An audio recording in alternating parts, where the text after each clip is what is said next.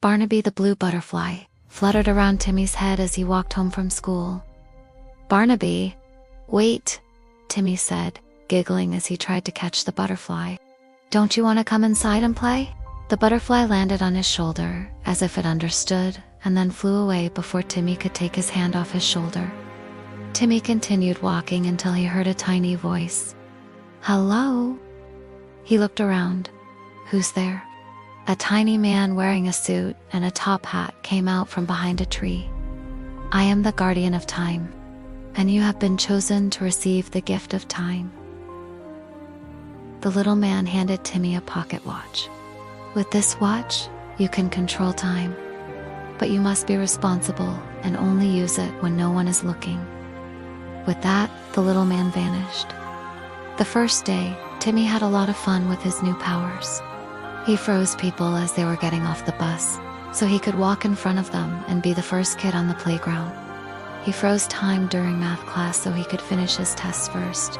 And he even froze the hands of the clock so everyone thought he was the first one to finish his homework. It was so easy to get away with using the time turner. No one ever noticed. But then Timmy had an idea. He wanted to play with his friend Billy, but Billy was at soccer practice. So Timmy went to the field and froze time. At first, it was fun to play freeze tag with someone who couldn't move, but it got boring after a while. So Timmy decided to freeze time completely. He turned the hands of the clock backwards, so it looked like everyone was watching him play. He laughed and played and frolicked around the playground all day. When the sun began to set, Timmy remembered he had frozen time. He raced home, put the time turner in his pocket, and ran back to the playground to unfreeze everyone. But something was wrong. As the children moved, they drooped to the ground like wilted flowers. Timmy quickly put the time turner back into his pocket and turned the hands of the clock forward. Slowly, everyone began to move normally. But now it was night. Everyone went home except for poor little Fido, who was still at the park. Timmy ran over to the dog and unfroze him. "You have to come home now, boy," he said. As they walked home, Timmy realized he hadn't fed Fido or given him water all day. And Fido wasn't just thirsty, he was so hungry. He started eating the grass. At home, Timmy gave Fido food and water, and the dog was happy again. But now it was morning, and Timmy was late for school. He turned the time turner in his pocket to compensate, but it was too late. He had become the last person frozen in time. As the school day dragged on, Timmy watched the minutes tick by on the frozen clock. He knew he had to do something because soon everyone would be coming back and they wouldn't just find Timmy at his desk, they'd find frozen statues. But how could he unfreeze himself?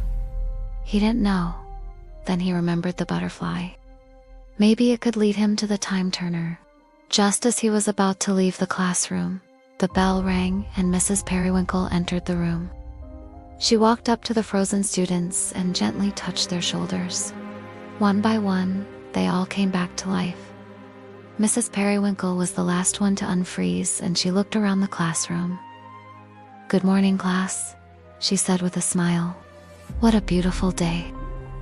She walked up to Timmy and asked why he hadn't finished his project. He explained about the time turner and how he had frozen everyone. "Oh, Timmy," Mrs. Periwinkle said, shaking her head. "Time is a gift to be cherished, not a toy to be wasted.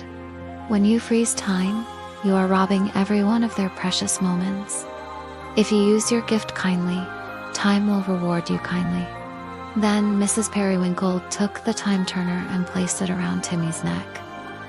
This way you can always remember what today has taught you.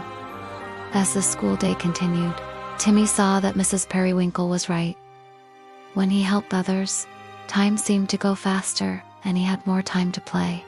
After helping clean up the art room, he had time to draw with his friends.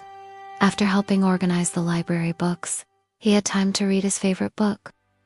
And after helping set up for the school play, he had plenty of time to rehearse his part. When Timmy went home that night, Fido licked his face, tail wagging, and for a moment, Timmy saw the entire year ahead of him filled with adventures, discoveries, and fun. But more than anything, He was grateful to have all of these moments with his best friend, Fido, by his side. From that day on, Timmy used his time wisely, never forgetting the lesson he had learned. He never froze anyone again, but he did help everyone, and that made all the difference.